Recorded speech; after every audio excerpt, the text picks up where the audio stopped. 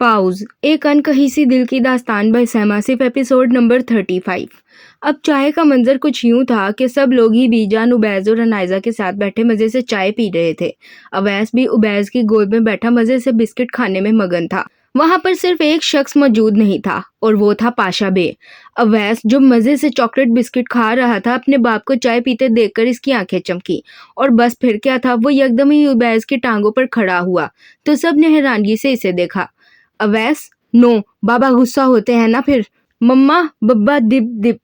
मम्मा, मुझे बाबा के चाय में बिस्किट डिप करना है। अवैस के चेहरे पर शरारत देखते नाइजा फौरन समझ गई कि यह छोटा फितना क्या करने वाला है, इसलिए वो इसके कुछ भी करने से पहले बोल पड़ी। मगर अवैस कहाँ बाज आने वाला था।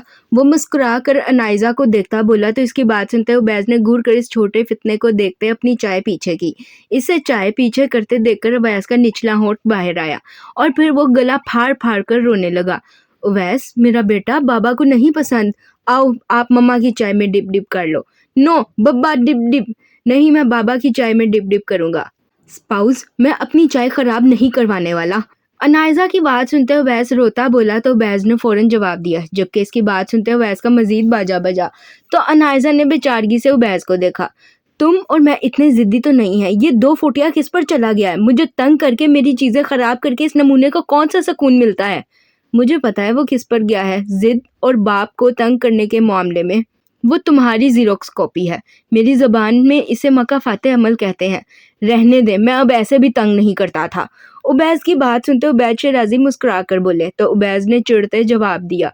फिर उबैस ने गहरा सांस भरते चाय का एक बड़ा सिप पीते कप में चाय ना होने के बराबर छोड़ते कप इस आफत के आगे किया तो कप में चाय ना के बराबर देखकर उबैस ने गुस्से से उबैस को देखा और फिर मजीद रोना शुरू किया तो अनाइजा ने घूर कर उबैस को देखा। जब आपको पता है उसने आपकी चाय में डिप करना है तो करने देते ना। एक तो मेरे बेटे को इतना रुला रहे हैं, ऊपर से चाय भी पी गए हैं। आप दोनों बाप बेटे की वजह से मैं पागल हो जाऊंगी, समझे आप? अनाइजा गुस्से से बोलती बैज के कप में मजीद चाय डाल गई। जबकि फ्रांस का डॉन डिमोन बस खामोशी से मासूम शक्ल बनाए अपनी बीवी की डांट सुनता रहा। फिर इसने चाय का कप उबैस को दिया तो उबैस ने खामोशी से कप पकड़ा। उबैस को कप पकड़ते देखकर अवैस चुप करके इसे देखे गया। अपनी बेगम की सख्त घूरियों से डरते उबैस ने चाय का सिप लिया तो अवैस ने खुशी से ताली मारते बिस्किट उठाया और इस कप में डिप करते पूरा बिस्किट इसमें घोल दिया। जनाब ने खाया कुछ ना। डिप करने के बाद वो छोटा फितना मुस्कुराया और अपनी माँ की जानिब मुतवज्जा हुआ। मम्मा, बब्बा ड्रिंक फिनिश। नो मम्मा, बाबा अपनी ड्रिंक फिनिश नहीं कर रहे। इस छोटे फितने की बात सुनते उबैस की आंखें फटी। वो इसकी चाय में बिस्किट घोलने के बाद अपनी माँ को शिकायत लगा रहा था कि इसके बाप ने चाय फिनिश नहीं की है। जबकि उबैस की बात सुनते नाइजा ने इसे चाय पीने का इशारा किया तो उबैस ने फौरन नफी में सर हिलाया। उबैस, अगर आप रात को सुकून से सोना चाहते हैं ना तो आपकी भलाई इसी में है कि इसे खत्म कर लें। अनायजा की धमकी समझते हुए उबैस ने बुरा सा मुंह बनाया। फिर एक ही सांस में वो ठंडी और अजीब सी चाय पी गया। जबकि इसे चाय खत्म करते देखकर अनायजा वापिस से हयाम से बातों में मसरूफ हुई तो उवैस ने नीचे उतरते टेबल के पास खड़े होते डांस करना शुरू किया। इस 2 फुट के टेडी को यूं डांस करते देखकर सबने अपनी हंसी दबाई। उबैद शेराजी और नौशीन शेराजी तो अपने बेटे की दुर्गत अपनी बहू और पोते से बनते देखकर हैरान थे।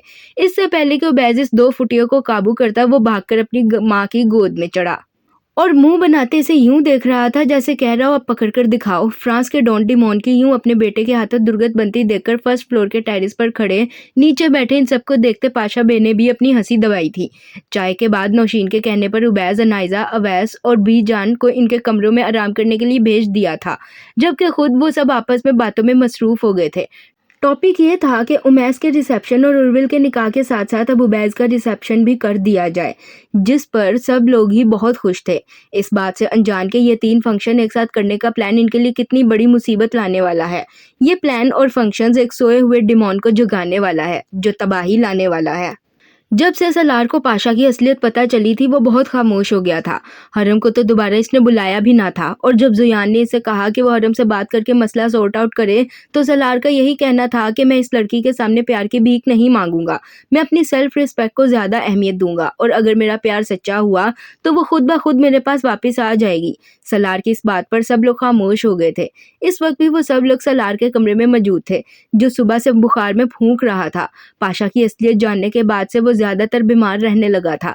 सिकंदर बलाज ये बात जानते थे, मगर वो चाहकर भी कुछ नहीं कर सकते थे, क्योंकि ना तो कभी सलार ने इनके सामने साफ गोई से काम लेते इन्हें अपनी फीलिंग्स का बताया था, और ना ही कभी हरम ने ऐसा कुछ बोला था। ऐसे में इन्हें खामोश रहना ज़्यादा मुनासिब लगा था। देख सलार, मेरी बात सुन। तूने कहा तू हरम के आगे प्यार की भीख नहीं मांगेगा, तो हरम कौन है? कौन है? अबे हरम पाशा बे है ना, इसका मतलब है वो स्कॉर्पियो कोई दूसरी लड़की है। और वो कौन है हमें इस बात का पता लगाना है, क्योंकि स्कॉर्पियो का निशान सलार की गर्दन पर है, जिसका मतलब साफ है कि वो सलार को पसंद करती है। तो हम इसे ढूंढते हैं, वो मिल गई तो इससे बात करना। अगर तुम दोनों को समझ आए तो तुम दोनों शादी कर लेना, इस पाशा का किस्सा ही खत्म हो जाएगा। कैसा लगा मेरा आइडिया? मशारिफ की बात सुनते जोयान ने सवाल किया तो मशारिफ फौरन बोला, जबकि इसकी घोर अफसानियां सुनकर सलार ने गहरा सांस भरा। वो इसे अपनी मोहब्बत से दस्तबरदार होकर किसी दूसरे के पास जाने का बोल रहा था, और ये काम सलार तौकीर के लिए दुनिया का सबसे मुश्किल काम था। वेरी गुड, चल 2 मिनट के लिए मान लें हम कि तूने जो कहा वो ठीक कहा। स्कॉर्पियो इसे पसंद करती है, मगर वो असल में कौन है, कैसी दिखती है, और सबसे बढ़कर वो कहाँ है, ये कैसे पता चलेगा? इसके लिए भी मेरे पास एक आइडिया है। कैसा आइडिया? उमैस की बात सुनते मशारिफ फौरन बोला। तो जोयान ने परेशानी से सवाल किया, जिस पर मशारिफ ने गहरा सांस भरा। वो स्याह काला भूत, वो यकीनन जानता होगा कि स्कॉर्पियो असल में कौन है और कहाँ है, बस हमें इससे बात करनी होगी। वो तेरा बहनोई? भला वो कैसे जानता होगा कि स्कॉर्पियो कौन है और कहाँ है? पहली बात तो ये कि वो मेरा बहनोई नहीं है, मैं इसे अपना बहनोई नहीं मानता। दूसरी बात ये कि तुम भूल रहे हो वो पाशा बे का खास दरिंदा है, और स्कॉर्पियो भी पाशा बे का खास दरिंदा है। तो दो एक जैसे दरिंदे आपस में एक दूसरे की लोकेशन तो जानते होंगे ना, अजीब गधा इंसान। मशारिफ की बात सुनते जोयान फौरन बोला। तो मशारिफ ने गुस्से से जवाब दिया, जिस पर जोयान ने इसे घूर कर देखा। इससे पहले कि कोई कुछ बोलता है, सियाम कमरे का दरवाजा नोक करता कमरे में दाखिल हुआ। मैं सलार को चेक करने आया था, आंटी ने भेजा था। जी बिल्कुल आए डॉक्टर साहब, करें चेक।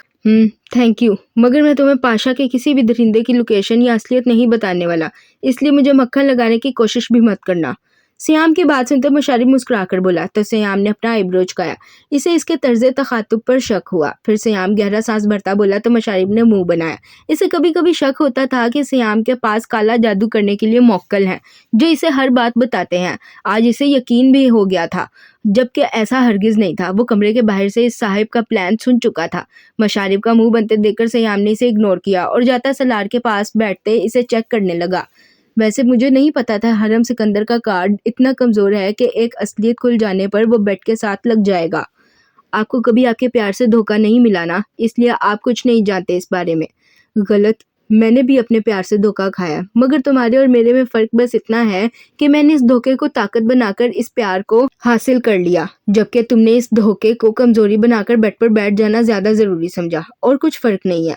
श्याम इसका चेकअप करता मुस्कुराकर बोला। तो सलार ने फौरन जवाब दिया, जबकि इसकी बात सुनते श्याम इसे देखता मुस्कुराकर बोला। तो सबने हैरानगी से इसे देखा। तभी उस्मान, माहम, जाजिब, हरीम, बहराम, इशाल और अलवीना, उर्विल, उबैज और अनाइजा के साथ कमरे में दाखिल हुए। अगर आपको पता चलता कि आप जिससे प्यार करते हैं इसने आपके भाई से बदले की खातिर आपको इस्तेमाल किया, तो आप क्या करते, कैसे रिएक्ट करते? तो मैं सबसे पहले अपने उस भाई से पूछता कि आखिर ऐसी क्या मजबूरी थी जो इसने एक लड़की को प्यार के जाल में फंसाकर धोखा दिया।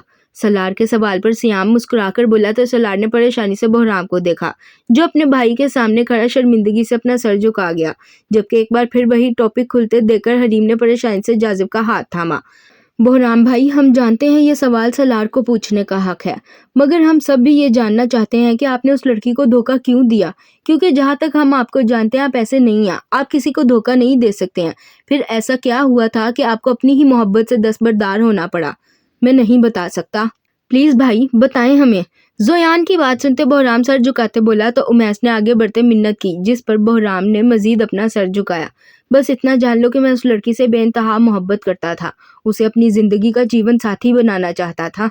मगर फिर एक रात मेरे सामने एक ऐसा राज खुला जिससे नफरत हो गई मुझे इस लड़की से, और मैंने अपने दिल पर पत्थर रखते इस लड़की को छोड़ दिया और फिर दोबारा किसी लड़की को खुद के इतने करीब आने का मौका ना दिया। राज? कैसा राज भाई? ऐसी क्या बात थी कि आपको अपनी ही मोहब्बत से नफरत हो गई?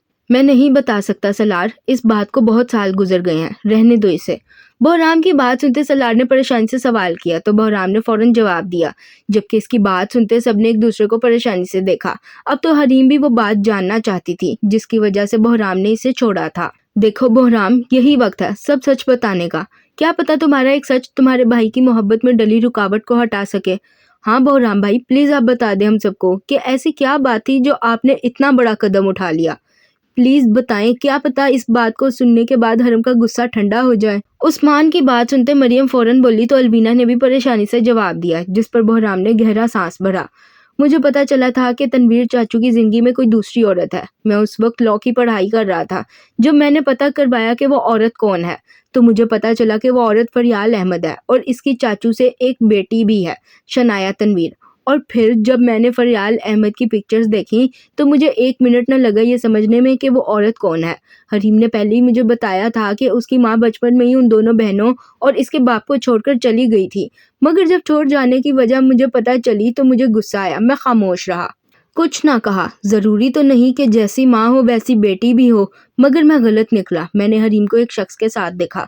वो कौन था ये मैं नहीं जानता, मगर जब मैंने इसे पूछा तो ये अनजान बन गई और मुझे गुस्सा आया और मैंने इसे छोड़ दिया। जिस लड़की ने मुझ पर ट्रस्ट नहीं किया, मैं उसके साथ कैसे रहता।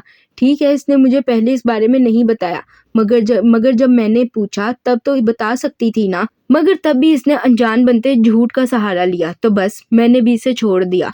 बहराम की पूरी बात सुनते हरीम को याद आया कि इसने हरीम से पूछा था वो टाक्सिम स्क्वायर पर आज एक लड़के के साथ क्या कर रही थी, जबकि वो तो सुबह से घर से भी नहीं निकली थी। इसलिए इसने साफ बता दिया था कि वो आज घर पर थी, कहीं नहीं गई। मगर इसने यकीन नहीं किया था और लड़ झगड़ कर इसे छोड़ गया था।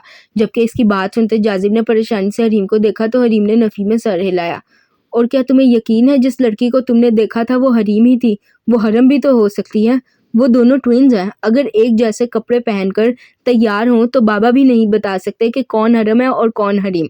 क्या तुम बता सकते हो कि वो लड़की जिसे तुमने देखा वो हरीम ही थी, हरम नहीं? हरीम के चेहरे की परेशानी देखते जाजिब फौरन बोला तो सबने हैरानगी से जाजिब को देखा। जबकि इसकी बात सुनते हरीम को कुछ हौसला हुआ और बहराम वो तो किसी गहरी सोच में डूब गया। इसे वाकई नहीं पता था कि वो लड़की जिसे इसने टाक्सिम स्क्वायर पर एक लड़के के साथ देखा था वो हरीम थी या हरम। इसे गहरी सोच में डूबते देखकर जाजिब एक कदम आगे बढ़ा। तुमने हरीम से कंफर्म नहीं किया, बस इसे इसकी माँ की वजह से जज किया और इसे भी फरियाल अहमद की तरह एक कैरेक्टरलेस लड़की समझते इसे छोड़ दिया। यही किया ना तुमने? जाजिब का सवाल सुनते भी बहराम खामोश रहा। तो जाजिब की बात पर पक्की मोहर लगी कि बहराम ने वाकई हरीम को इसकी माँ की वजह से जज करते छोड़ा था। इसे यूं खामोश देखते सबने एक दूसरे को परेशानी से देखा। सलार तो आंखों में बस शिकवा लिए इसे देखे गया। ये क्या कर दिया था इसके भाई ने? आप गलत हैं बिल्कुल, मेरी मॉम कैरेक्टरलेस नहीं है। अभी वो सब खामोशी से ही कर रहे थे जब इन्हें शनाया की चिल्लाती आवाज सुनाई दी। इसकी बात सुनते सबने परेशानी से एक दूसरे को देखा। वो कब वहां आई किसी को पता न चला। सही कहा तुमने शनाया, वो कैरेक्टरलेस नहीं है। हम तो बस वैसे ही एक बात कर रहे थे। आपको किसी बात के दौरान भी मेरी मॉम को कैरेक्टरलेस कहने का कोई हक नहीं है। और हमें ऐसा हक क्यों नहीं है? तुम्हारे यूं चिल्लाने से तुम्हारी माँ का किरदार साफ नहीं होता शनाया तनवीर। वो एक शादीशुदा औरत और 2 बच्चों की माँ होकर भी एक गैर मर्द के साथ नाजायज ताल्लुकात में रही। और तुम्हारा बाप वो भी कैरेक्टरलेस ही है, क्योंकि वो भी शादीशुदा और 2 बच्चों का बाप होकर एक औरत के साथ नाजायज ताल्लुकात में रहा। और इन ताल्लुकात का नतीजा कौन है ये तो मुझे तुम्हें बताने की जरूरत नहीं है ना। अलवीना की बात सुनते शनाया चिल्लाती बोली तो हरम जो कमरे के बाहर खड़ी सब कुछ सुन रही थी, कमरे में दाखिल होती अपने सीने पर हाथ बांधती बोली। जबकि इसके इतने सफाकाना अल्फाज पर शनाया की आंखें आंसुओं से भरी। वो रोती हुई इस लड़की को देखे गई जिसे वो अपनी आइडियल मानने लगी थी। जबकि हरम की बात पर सबने एक दूसरे को परेशानी से देखा। हरम, बुरी बात ऐसे नहीं बोलते हैं। अपनी बीवी को समझा कर रखो। मैं कोई नन्ही बच्ची नहीं हूँ जिसे वो यूं हर बात समझाएगी। मैं पाशा बे हूँ और मैं अच्छे से जानती हूँ कि मुझे कब कहाँ क्या बोलना है और कैसे करना है, समझे? अलवीना की बात सुनते हरम गुस्से से सयाम को देखती बोली तो सयाम ने अलवीना का हाथ पकड़ते इसे अपने साथ खड़ा किया। जबकि इसकी बात सुनते शनाया को मजीद रोना आया। मैं आपको अपना आइडियल मानती हूँ और आप मुझे ही यूं बोल रही हैं। मैं दोबारा कभी यहाँ नहीं आऊंगी। मैं भी यही चाहती हूँ तुम और तुम्हारी माँ कभी मेरे बाप के सामने ना आओ। मेरे बाप को अपना बाप बनाने की बजाय जो तुम्हारा सगा बाप है उससे अपनी पहचान और हक लो और हाँ, अगर मैं तुम्हारी आइडियल हूँ तो तुम्हें एक बात बता दूँ, पाशा बे हमेशा अपने अल्फाज़ बहुत सोच समझ कर अदा करता है और एक दफ़ा जो अल्फाज़ इसके मुँह से अदा हो जाएँ, इसके बाद वो इन अल्फाज़ों पर कायम भी रहता है। अगर मैं तुम्हारी आइडियल हूँ तो याद रखना, जब तक अपने सगे बाप से अपना हक वसूल नहीं कर लोगी, तब तक इस घर में आने की ज़रूरत नहीं। ये तुम्हारे अल्फाज़ हैं, अब अपने इन अल्फाज़ों पर कायम भी रहना। मैं कायम रहूँगी और अपना हक वसूल करके ही आपके सामने आऊँगी और जब मैं आपके सामने आऊँगी तो आपको भी मुझे कबूल करना होगा, अपनी बहन के रूप में। बिल्कुल, मैं ऐसा ही करूँगी। शनाया की बात सुनते हरम मुस्कुराकर बोली, अंदाज़ वही ठहरा हुआ, मगर आवाज़ हरम सिकंदर की थी। हरम की बात सुनते शनाया गुस्से से रोती हुई चिल्लाई तो हरम ने हाँ में सर हिलाते जवाब दिया, जिस पर शनाया रोती हुई वहाँ से भागती चली गई, जबकि इसके जाने के बाद ईमान 2 कदम आगे बढ़ी। तुम्हें ऐसा नहीं करना चाहिए था हरम, वो बच्ची है, अभी इतने सख्त अल्फाज बर्दाश्त नहीं कर सकेगी। वो बच्ची है इसीलिए मैंने ये सब किया है। उसे इस दुनिया में अकेले रहना है और अकेले रहने के लिए उसे हर किस्म के हालात का मुकाबला करना होगा। अगर वो हमारे बीच रही तो वो कमज़ोर सी हरम सिकंदर ही रहेगी। इसे पाशा बे बनाने के लिए सख्त इम्तिहानों से गुजरना होगा। अगर वो इन इम्तिहानों में पास होगी तो इसका कोई मुकाबला नहीं कर सकेगा और अगर फेल हो गई तो फिर कोई बहराम तौकीर आएगा और इसे बर्बाद कर जाएगा। तुम टाक्सिम स्क्वायर पर क्या करने गई थी? ईमान की बात सुनते हरम फौरन बोली तो ईमान ने गहरा सांस भरा, जबकि हरीम आगे बढ़ती बोली तो हरम ने एक तीखी मुस्कुराहट अपने चेहरे पर सजाई। मैं टाक्सिम स्क्वायर पर गई थी? कब? मुझे तो याद नहीं। झूठ मत बोलो, मैं जानती हूँ वो तुम ही थी जो बहराम के सामने हरीम सिकंदर बनकर गई थी। ओह हाँ, तब बिल्कुल वो मैं ही थी। हरम के सवाल पर हरीम गुस्से से बोली तो हरम ने यूं एक्टिंग की जैसे इसे अब याद आया हो।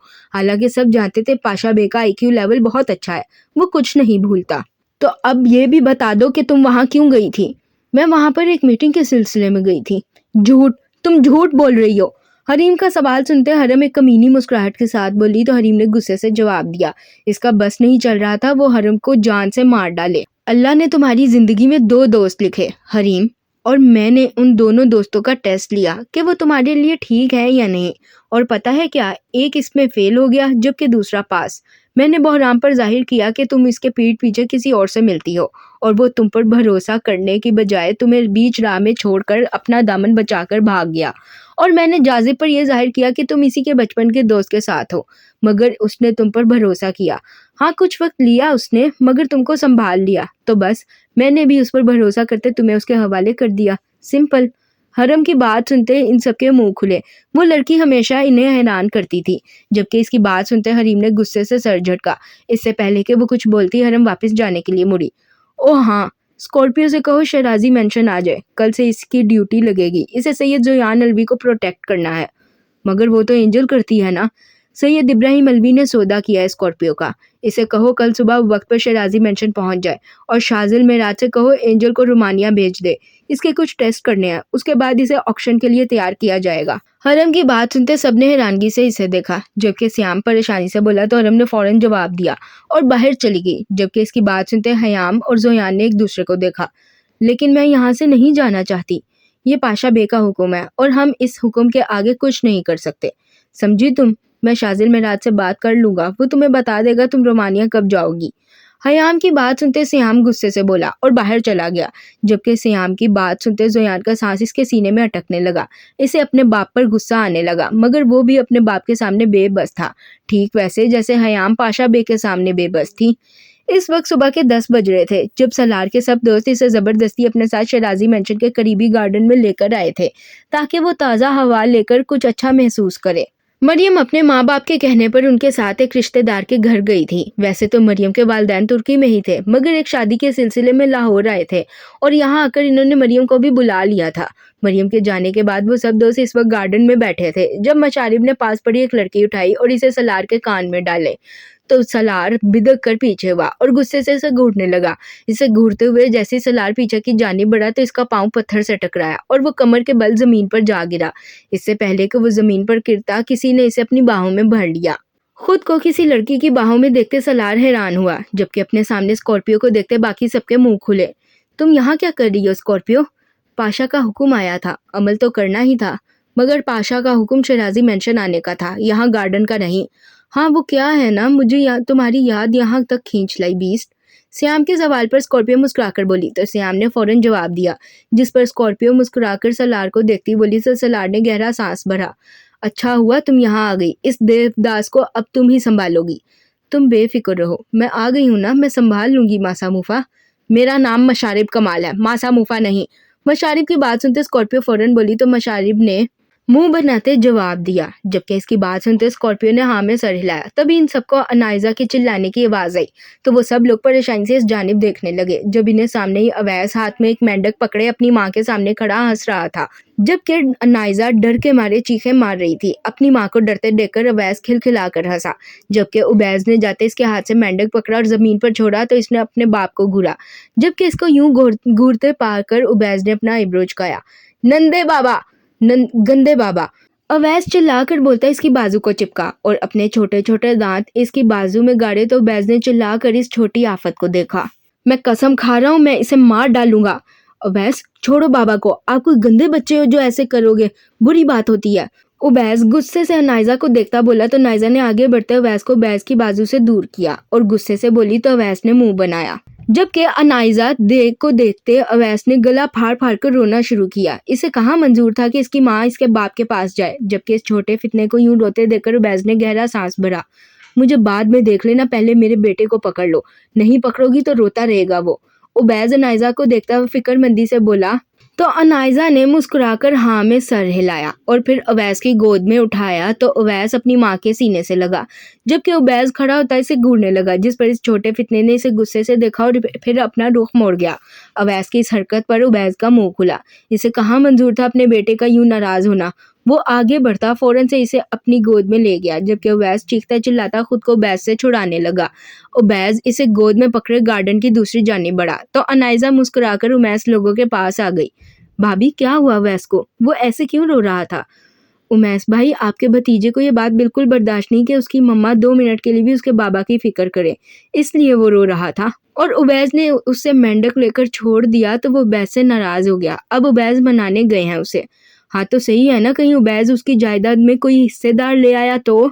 उमैस के सवाल पर अनाइजा मुस्कुराकर बोली तो उमैस ने नफी में सर हिलाया, जबकि मशारी मुस्कुराकर बोला तो अनाइजा ने शर्मिंदगी से अपना सर झुकाया। वैसे भाभी, आपके शौहर हैं बहुत हैंडसम। Thank you. हाँ तो मेरा बड़ा भाई है, हैंडसम तो होगा ना? तू बिल्कुल भी हैंडसम नहीं है। मशारिब की बात सुनते नाइजा मुस्कुराकर बोली तो उमैस ने फौरन जवाब दिया, जिस पर जोयान मुंह बनाता बोला तो सबने अपनी हंसी दबाई। तभी उबैस और अवैस इनके पास आते खड़े हुए। अवैस, आपके बाबा को मैं रख लूं? ओते तेती, ओके रख लो। मशारिब का सवाल सुनते उवैस फौरन बोला तो उबैस ने मुंह खोलते इस छोटे फितने को देखा, जबकि उवैस की बात सुनते मशारिब आगे बढ़ता उवैस को उबैस की गोद से पकड़ता उवैस की गोद में दे गया और खुद उवैस की गोद में चढ़ा तो उबैस ने आंखें फाड़ते इस 25 साल लड़के को देखा, जो किसी 2 साल के बच्चे की तरह इसकी गोद में चढ़ चुका था। बाबा, आई लव यू। मशारिब मुस्कुराकर बोलता उबैस को इसकी गाल पर किस कर गया, जबकि सबके सामने इसकी इस हरकत पर उबैस लाल सुर्ख हुआ। अपने शोहर को यूं लाल होते देखकर नाइजा ने अपनी हंसी दबाई। बेटा, मेरी गोद से नीचे उतरो, मैं तुम्हें गोद नहीं उठाऊंगा। तो ठीक है, मैं मम्मा की गोद में चढ़ जाऊंगा। नहीं, बिल्कुल नहीं, मेरी बीवी फौत हो जाएगी तुम जैसे सांड का वजन उठाकर, खबरदार जो कोशिश भी की तो। उबैस गुस्से से बोलता मशारिब को जमीन पर फेंक गया, जबकि उबैस की इस हरकत पर मशारिब खड़ा होता फौरन बोला और नाइजा की जानिब बढ़ा तो नाइजा ने मुंह खोलते इसे देखा। इससे पहले कि मशारिब नाइजा तक पहुंचता उबैस इसका हाथ पकड़ता गुस्से से बोला, जिस पर मशारिब दोबारा से इसकी गोद में चढ़ा तो सबने उबैस की शक्ल देखते कहका लगाया। चलो बाबा, घर चलते हैं, मुझे भूख लगी है। बिल्कुल, घर चलो, तुम्हें तो मैं जहर ही खिलाऊंगा। नो बाबा, वेरी बैड, ऐसे नहीं कहते। अगर आपने ऐसे कहा तो मैं आपसे नाराज हो जाऊंगा, और अगर मैं नाराज हो गया तो मैं आपकी गोद से मम्मा की गोद में शिफ्ट हो जाऊंगा। मशारिब की बात सुनते उबैस गुस्से से बोला तो मशारिब मुंह बनाता बोला, जिस पर सबने कहका लगाया और फिर खामोशी से घर की जानिब रवाना हो गए। शराजी मेंशन पहुंचते ही सब लोग शाम की चाय के लिए लाउंज में बैठे तो हरम ने मुस्कुराकर सैयद इब्राहिम अलवी को देखा। लीजिए अलवी साहिब, आपके कहने पर मैंने स्कॉर्पियो को बुलवा लिया है, मगर मैं आपको पहले ही बता दूं, एंजल की तरह स्कॉर्पियो किसी की रखवाली नहीं करती है, और अगर आप ये काम इससे करवाना चाहते हैं तो इसके दाम कुछ ज्यादा होंगे। बोलिए, मंजूर है आपको? तुम दाम बताओ पाशा, मुझे कोई मसला नहीं। सैयद जोयान अलवी की हिफाजत के लिए अगर आप स्कॉर्पियो को रखना चाहते हैं तो उसके लिए दाम सैयद उस्मान अलवी है। सैयद उस्मान अलवी की सांसें गिरवी रखवाकर स्कॉर्पियो को सैयद जोयान अलवी की हिफाजत के लिए आप रख सकते हैं, तो बताएं आपको मंजूर है? हरम की बात सुनते सैयद इब्राहिम अलवी फौरन बोले तो जोयान ने अपने बाप को मुलामती नजरों से देखा। जबकि इनकी बात सुनते हरम मुस्कुराकर बोली तो इसकी बात सुनते सैयद इब्राहिम अलवी की आंखें फटी। जबकि हरम इनके तासुरात को इग्नोर करते सवाल कर गई, जिस पर आयशा बेगम ने परेशानी से अपने शौहर को देखा। बाकी सब तो बस खामोशी से इन दोनों को देख रहे थे। सैयद इब्राहिम अलवी ने एक नज़र हयाम को देखा जो शाम खामोशी से खड़ी इन्हें देख रही थी। फिर इन्होंने एक नज़र स्कॉर्पियो को देखा जो हरम के पीछे खड़ी गहरी नज़र से इन्हें देख रही थी। इन दोनों को देखते सैयद इब्राहिम अलवी ने गहरा सांस भरा, फिर हाँ में सर हिलाया। ठीक है, मैं उस्मान के बदले स्कॉर्पियो को लेता हूँ। शायद आपने ठीक से सुना नहीं अलवी साहिब, मैंने उस्मान नहीं उसकी सांसें मांगी हैं। आप वो देने को तैयार हैं तो बोलिए। अलवी साहिब बिल्कुल नहीं, अभी मना कर दें। सैयद इब्राहिम अलवी की बात सुनते उस्मान, जोयान, इशाल और आयशा बेगम ने हैरानगी से इन्हें देखा। जबकि हरम एक बार फिर अपनी बात पर जोर देती बोली तो आयशा बेगम ने फौरन जवाब दिया, जिस पर अलवी साहिब ने इनकी जानिब देखा। मुझे लोगों को मुंह दिखाना है आयशा बेगम, मुझे मत रोके। तो लोगों को मुंह दिखाने की खातिर क्या आप अपने बेटे की कुर्बानी दे देंगे? वो उसे मार नहीं रही है, सिर्फ गिरवी रखवाने का बोल रही है। अलवी साहिब की बात सुनते आयशा बेगम ने चिल्लाकर सवाल किया तो अलवी साहिब फौरन बोले। जबकि इनकी बात सुनते आयशा बेगम ने हैरानगी से इन्हें देखा। मुझे मंजूर है पाशा। अलवी साहिब की बात सुनते हरम ने मुस्कुराकर इन्हें देखा और फिर इशारा किया तो स्कॉर्पियो अपनी जगह से आगे बढ़ी और इसने उस्मान के हाथ में एक काले रंग का बैंड डाला। वो बैंड जैसे ही उस्मान के हाथ में डला तो उस्मान ने गहरा सांस भरते दर्द बर्दाश्त किया, जिसके इसके हाथ से खून की 2 नन्ही नन्ही बूंदें निकलती फर्श पर गिरी। उस्मान अलवी की सांसें अब मेरी हैं। 2 महीने का वक्त है आपके पास। अगर इन 2 महीनों में जोयान अलवी को कुछ भी होता है तो उस्मान अलवी को छोड़ दिया जाएगा। 2 महीने बाद उस्मान अलवी मेरे साथ चलेगा, मेरी दुनिया में। उसका अलवी खानदान से और माहम अलवी से कोई वास्ता नहीं होगा। यह हमारी बात नहीं हुई थी पाशा, तुमने बस उस्मान का बोला था, इसे साथ ले जाने का नहीं। इतनी अकल तो तुम में खुद भी होनी चाहिए पॉलिटिशियन साहिब। पैसे की बजाय उस्मान को मांगा है मैंने तो कोई तो वजह होगी ना। अलवी साहिब की बात सुनते हरम मुस्कुराकर बोली तो अलवी साहिब ने परेशानी से इसे देखा। इससे पहले कि वो कुछ बोलते जोयान 2 कदम आगे बढ़ा। बाबा, मुझे स्कॉर्पियो नहीं चाहिए, मुझे सिर्फ और सिर्फ एंजल चाहिए। एंजल का ख्याल अपने दिमाग से निकाल दो। अब स्कॉर्पियो ही तुम्हारी हिफाजत के लिए है, समझे तुम?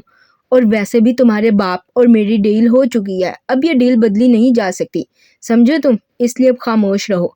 जोयान की बात सुनते अलवी साहिब फौरन बोले तो हरम मुस्कुराकर बोली, जिस पर जोयान ने हयाम को देखा तो हयाम ने अपनी नजरें झुकाई। जबकि हरम उठती खामोशी से वहां से निकलती चली गई। पीछे जोयान बस अपना सा मुंह लेकर रह गया।